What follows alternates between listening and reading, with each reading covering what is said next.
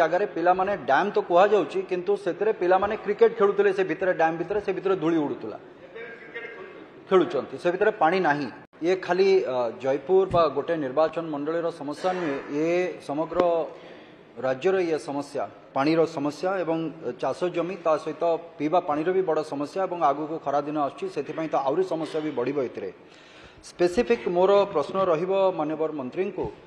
जे गोटे छेलीगढ़ प्रोजेक्ट जो एठी माननीय विधायक मोहना भी अछंती, एपटे माननीय विधायक छत्रपुर भी अछंती, जो कंसारी गंड जोटी थिला गोटे प्रोजेक्ट थिला हमर बैरेज कम ब्रिज रो जो प्रावधान थिला सेतरे वर्तमान पूर्वोत्तर सरकार रे खाली ब्रिज को कर दिगला और बैरेज को छाड़ दिगला। सेतबेले सेमिति पाखापाखि 2002 मसीह आरंभ होता छेलीगढ़ प्रोजेक्ट जद्वारा कि मो निर्वाचन मंडल रे जो घोड़ाहाड़ डैम रही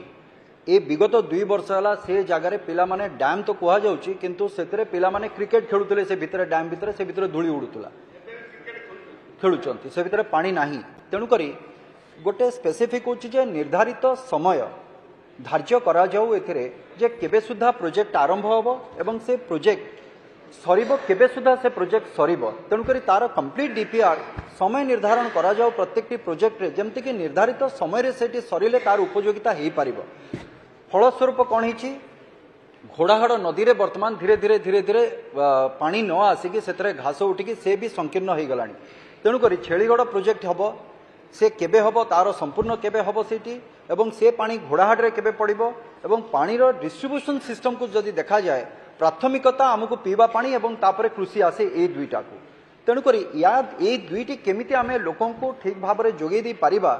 एवं आउ गोटे नुआ प्रोजेक्ट अच्छी सेटा होची पदरबाड़ी जोटा कि 1960 मसीहा 64 मसीह से प्रोजेक्ट पड़ी रही ताकू ए पर्यंत त्यापर ध्यान दिगला नहीं। से प्रोजेक्ट उपरे किछि जदि एठी सम्यक जदि धारणा एठी देबे माननीय मंत्री ये हूँ मोर प्रश्न जे केबे सुधा छेलीगढ़ प्रोजेक्ट सरीबो एवं घोड़ाहाड़ रे पानी पड़िबो एवं पदरबाड़ी केबे हबो एवं ता सहित कंसारीगंड कथा भी मु कहबी ए जगार जमती लोक मानू चाषी को टेल एंड पर्यंत पानी दे परिबा एवं लोकों को टिके स्वच्छ पानी हमें पीवा पाई दे परिबा। धन्यवाद।